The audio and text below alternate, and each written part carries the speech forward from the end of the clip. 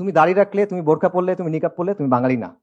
আমি তোমাকে ইসলামের একটা ভার্সন দিব, আমি তোমাকে ইসলামের একটা ছক দিব, এর ভিতরে ইসলাম মানবা, এর বাইরে যাবা না। এর বাইরে গেলে তুমি ভিনদেশি খারেজি। রাইট মুসলিম হলে কি হইতে হবে? আপনার সহি বাঙালি হইতে হবে, আপনার সহি লিবারাল হইতে হবে, আপনার এলজিবিটি কিউ মানতে হবে। মানে তারা আপনাকে শর্ত দিবে, এগুলো মেনে মেনে আপনাকে প্রমাণ করতে হবে যে না ভাই, আমি আসলে তোমার সোসাইটিতে বিলং করি।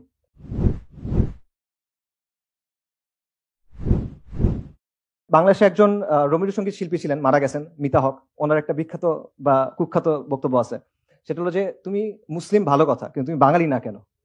বাঙালি না মানে তুমি দাড়ি রাখলে, তুমি বোরকা পরলে, তুমি নিকাব পরলে তুমি বাঙালি না, এই কথাটা।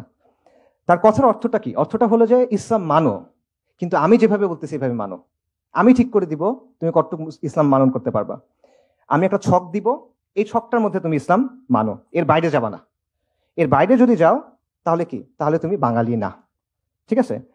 আর এর ভেতরে যদি মানো, আমার কথা যদি শোনো, তাহলে আমরা তোমাদেরকে জায়গা দিব, তোমরা বসতে বসতে পারবে, এখানে তোমাদের জায়গা করে দিব।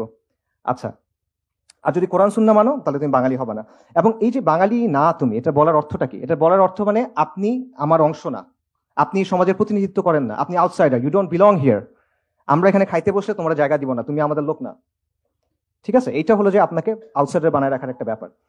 এবং ব্যাপারটা একটা এরকম যে হয় নিজেকে বদলাও, সহি বাঙালি হও, নইলে বাইর হও। ঠিক আছে? আমরা জমিদার, তোমরা চাষা ভুষা, যেমনে বলবো এমনি থাকবা, এরকম একটা ব্যাপার।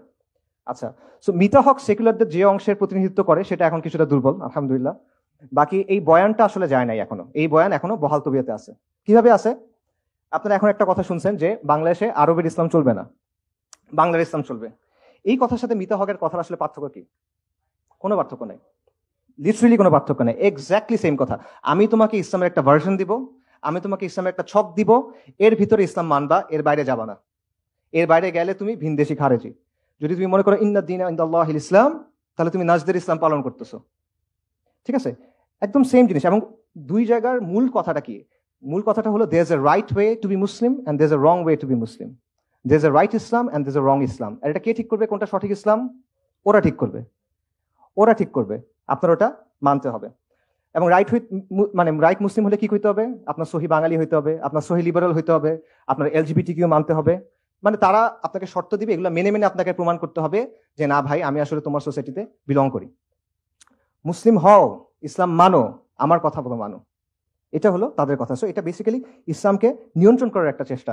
সো অবভিয়াসলি তারা যেইটা কথা বলে এটা আলটিমেটলি ইসলাম না। এখানে তাওহীদ নাই, এখানে আল ওয়ালা ওয়াল বারা নাই, এখানে হাকিমিয়া নাই। এটা মিল্লাত ইব্রাহিম না, এটা মিল্লাতু শেখ মুজিব হইতে পারে, এটা মিল্লাতু লালন হইতে পারে, এটা মিল্লাতু ফুলান বা ফুলান হইতে পারে, এটা মিল্লাতু ইব্রাহিম না, আলাইহিস সালাতু ওয়াস সালাম। তো এইভাবে এই ইসলাম বিদ্বেষের কারণে এমন একটা সিচুয়েশন তৈরি হয়েছে, সেখানে একদিকে তারা যেটা করতেছে, তারা ইসলাম এবং মুসলিম পরিচয়টাকে ডিফাইন করার চেষ্টা করতেছে যে একটা ছক আছে, এর মধ্যে তুমি থাকতে হবে।